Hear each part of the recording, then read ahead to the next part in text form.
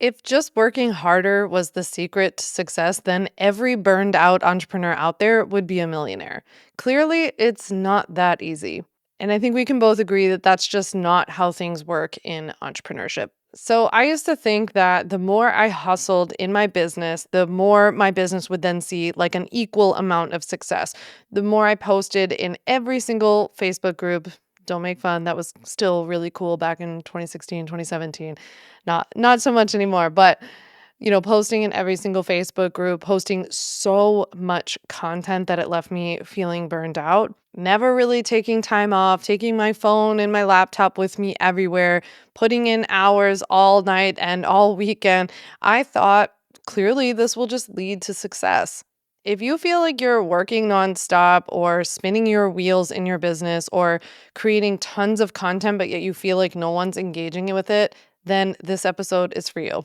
In this episode, you'll learn why more work doesn't always equal more success, the three biggest problems that come from overworking without a strategy, and last but not least, a better way to grow your business without burnout. Yes, please.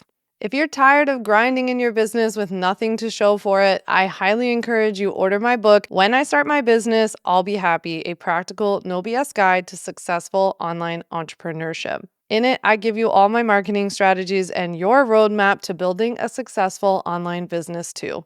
Click now to order it in the description, and it'll land on your doorstep on April 15th. I cannot wait. By the way, if you pre-order my book before it comes out, you have until April 18th to order my book wherever books are sold, and then head to samvanderwielen.com/book to redeem your 2 free bonuses. So I'm giving you free access to my free email list builder course to help you add 1,000 email list subscribers to your email list using my go-to no-brainer freebie strategy, as well as how to create consistent lead pipelines to your email list. So go grab that. You'll also get a seat in my No BS book club coming this May. Anybody who pre-orders my book gets access to these 4 live group coaching calls with me in May. You only have until April 18th, though, to snag that email course bonus. All right, let's hop into part 1 of today's episode, The Hustle Trap.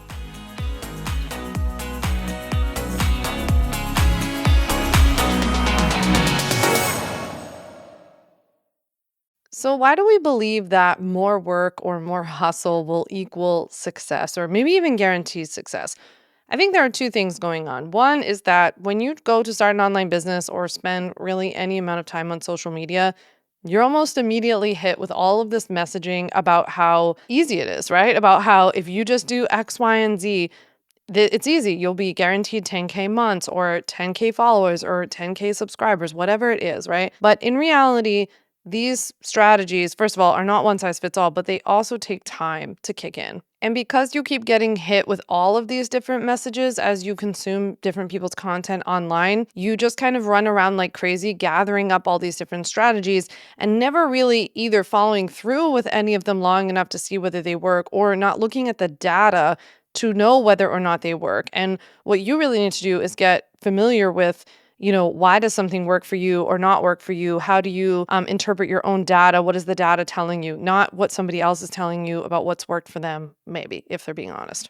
So we've got that messaging problem and kind of like the inundation of messaging, but we also have the glorified hustle, right? And so a lot of times there are entrepreneurs you might come across who inspire you to build a business, and you see them working all the time, them not maybe taking care of themselves, them going out and trying every different strategy under the sun, pumping out tons of content, and you think, hey, they're successful, so like therefore I have to do whatever they do and then I'll be successful too. But all that does is lead you down burnout city. There's also this very rightful fear of being left behind or even some FOMO of missing out on certain things. So maybe you see certain strategies or some platform gets really popular and you think, I've got to be there because if I'm not there, then I'm going to be left behind. My business isn't going to be successful. And all of this does in an online world where things are based on algorithms and platforms and apps that come and go, is that it leads you just like running around like crazy, chasing down all these different strategies and not following a simple plan that actually works for you. For the first few years when I started my business, like I said, I was posting all over the place,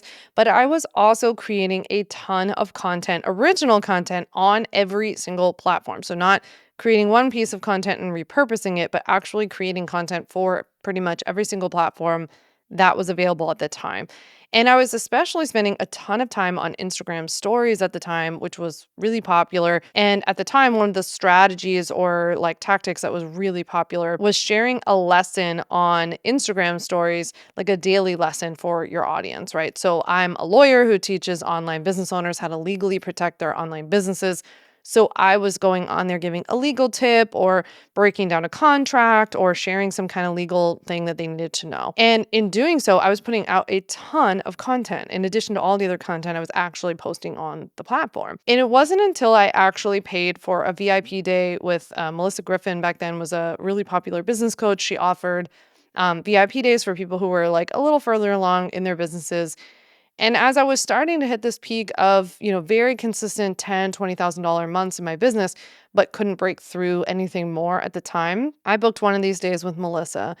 And Melissa was like, wait a minute, you're doing what? You're posting how much? You're posting where? Like, girl, your content has to get out there, has to marinate, right? And so she was both taking issue with the amount of content I was creating, but then also like where I was posting it. So focusing more of my attention on evergreen and long form platforms like YouTube, like a podcast, like an SEO optimized blog post, versus spending all this time creating what I now call affectionately toilet content, because a lot of the content that we create for traditional social media platforms, almost, the moment that you post it or within minutes of posting it, is essentially gone, right? It's gone into the algorithm because like millions of other people have come and they've spoken their thing, said their piece now too. So that very expensive but well worth it day with Melissa was a huge game changer for me in my business back in 2019, because from then on I really did start scaling back. Even though it might look to you like I still put out a lot of content, I'm also really good at kind of repurposing these days. We create a YouTube first, we're taking a YouTube first strategy right now where we're posting videos on YouTube, extracting the audio from my podcast on your terms, and then those also get turned into reels. So we're getting pretty good at like creating one core piece of content. And even within that strategy, focusing on the platform that has more of that evergreen, searchable, findable, capacity versus like popping this kind of thing on Instagram or TikTok. All right, let's hop into part two, because the hustle problem also is leading to a whole lot of burnout in the online business industry. I don't know about you, but when I'm overworked or even just spending too much time on social media or doom scrolling on my phone, it's like somebody poured water over my creativity if it was a fire. It leaves me completely burnt out. I get really overwhelmed really easily, can't make any decisions. I definitely get decision fatigue and then don't end up making things move forward. And I just don't feel like showing up. I mean, even in having a job where it's very video and camera forward, it can lead to a lot of retreating, which isn't exactly good for business. This is why the hustle strategy isn't an actual strategy. It's just a fast track to burnout. And often this happens because without a plan, we just stay in reaction mode. And reaction mode does not grow businesses. You need to be stable and steady, kind of like a ship that's constantly moving forward, regardless of what's going on around it outside with the weather, and not like a little boat that zigzags through the water, just being like, ooh, something over there. Now there's something over here. Now there's something over there. We need to be steadily moving that business forward, regardless of what's happening around you. I know for me, this often feels like the business's version of a treadmill where I feel like I'm doing something, but I'm just not getting anywhere. If this is all hitting home with you so far, you definitely want to order my book, When I Start My Business, I'll Be Happy, because in it, I'm going to teach you how to create a very chill marketing strategy for your business, including my big 3 content strategy that will have you putting out less content that has a much bigger impact in a snap. Okay, so speaking of feeling like you're doing tons and tons of work, but don't really have anything to show for it, let's go over why your business isn't growing if you're already working a ton. You might be working too much in your business and not on your business. So it's very common entrepreneur mistake to get caught up in these little minute tasks or doing a lot of tasks that take up a lot of time but don't actually move your business forward. And what I really want you to focus on, and what I wrote so much about in my book, was about working on the bigger picture marketing strategies that take a little time to set up. But honestly, once you set up things like your big three content strategy and a funnel and your sequences, these are all things that are going to consistently pull in the right leads that would become customers in the future. And they will do that all the time, whether you are working or on vacation or you're just resting or taking a little tea moment, which I've been trying to do in the afternoons lately. That's why it's so important if you're feeling really burnt out or you're feeling like you're working a lot, but you don't have that much to show for it, that you sort of zoom out and allow yourself to take the time to set up the bigger picture things that will pay off for you in the long run. So many, many years ago, probably like 2019, I remember I told my friend Margot, who was working for me, doing some marketing work for me at the time, that I felt like I had adopted this strategy and I was producing less content that had a bigger impact, just like I teach you in my book, but that I felt like it was so slow at first, right? And so I was frustrated because I was so used to that dopamine hook from creating something on social media and getting immediate feedback.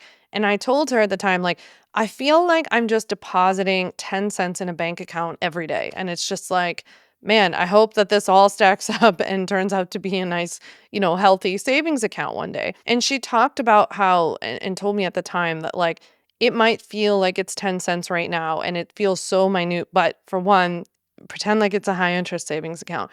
Two, you just don't realize, just like if you had set up an automatic deposit for 10 cents or $1 a day or whatever it is, over time, between the automatic savings that you're not even thinking about anymore because you're automatically putting it in there and the interest and then the compounding interest that's coming from that, you would end up making more and more and more over time and gaining a lot of traction, like a snowball effect. And that is exactly what happened with my content strategy. So although it felt like that 10 cents at a time, all of a sudden I looked back and it was like, whoa, my email list had grown to now over 46,000 people. I have over 47,000 people on places like Instagram, a few thousand of you here, right? So there are many different areas where I was pulling in different leads. Thousands and thousands of new customers came through the door as well through all of those funnels that I had set up. And especially if you feel like this about content, like you're putting in a ton of work, but you really have very little progress to show for it, I would encourage you to think about whether you're spending too much time on creating toilet content. Like I mentioned earlier, that's content that once you create it, it kind of goes away. It doesn't really have a lot of lasting power. It's very difficult for people to find, maybe not searchable, or it's not a great searchable algorithm or something like that, versus more of this big three content that I teach you in my book. So in my book, I teach you about creating a big three content strategy, focusing on one of the three platforms like YouTube, creating a podcast that, of course, you SEO optimize, or creating a blog post or a blog on your website that is, of course, SEO optimized as well. My idea with the big three, is that when you create long form content, first of all, it will have more lasting power and people can usually search and find it depending on which platform you're picking. It can also convert customers a little bit easier because it gives you the ability to create this like, know, and trust factor with people so that they actually want to buy from you. But also, I create all of this content in mind with having a call to action to something that it will lead you somewhere into my business. It will take a next natural step. Okay, so I want to share 3 practical steps with you that you can take if you're identifying with anything I'm sharing in this episode. Number 1, pick one of the big 3 content platforms to focus on moving forward, ideally for at least 6 months. 2, I want you to create a sustainable content strategy for yourself, whether that's you create a certain number of videos or episodes per month, or a certain number of blog posts per month, or you can commit to a weekly schedule or something like that. The most important thing is that you want to pick something that you can stick to. If you're not sure with where to start, one of the things I write a lot about in my book is that I highly encourage you to start with whatever platform you like consuming on. Like if you love YouTube, try creating a YouTube channel, because you're also going to be more familiar with kind of like what works there, what you like, what you don't like, all that kind of stuff, and with even how the platform works itself. I'm also a huge fan of you picking whatever platform sounds fun to you. So like if it sounds fun and creative for you to create videos, or you're just somebody who like absolutely loves podcasts and always has headphones in your ear, like listening to podcasts, create your own podcast. As my social media mentor, Natasha Samuel, always says, if you can't get onto other people's stages, create your own, right? So you can create your YouTube channel, you can create your podcast. If you want to be a writer, write on your blog post, like create your own stage. And the third thing you can do after listening to this episode is to prioritize tasks in your business that actually move it forward, right? Now that we've had this conversation, maybe you see where you're spending too much of your time, too little of your time, and now is your opportunity to adjust, zoom out, and take a look at everything you're doing day to day in your business and see if it's actually moving things forward. If you haven't yet, make sure you go back and listen to parts 1, 2, and 3 of this Happy Trap series, because we've really built on this whole idea of, okay, maybe our businesses aren't going to make us happy. Maybe that's not their job, but how can we be a little bit happier in our businesses and not let our businesses run our life? I particularly loved the episode about how we don't need more followers in order to grow our businesses. And I know I got a lot of messages from you guys saying that you loved it as well. Thank you so much for listening to this episode. Make sure you subscribe to the show wherever you listen. Text a friend a link to this episode if you think that they would find it helpful. And DM me on Instagram at Sam Vander Wielen to let me know if you liked this episode. And since this is the last one in the series, let me know what you thought of the series. Next week's episode actually dives into how to audit your last quarter. So we'll be auditing quarter 1 in our businesses in order to use the data and the feedback that we get from it to plan an even better quarter 2. See you then. Thanks so much for listening to the On Your Terms podcast. Make sure to follow on Apple Podcasts, Spotify, or wherever you like to listen to podcasts.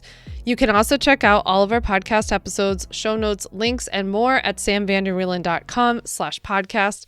You can learn more about legally protecting your business and take my free legal workshop, 5 Steps to Legally Protect and Grow Your Online Business at samvanderwielen.com. And to stay connected and follow along, follow me on Instagram at samvanderwielen and send me a DM to say hi.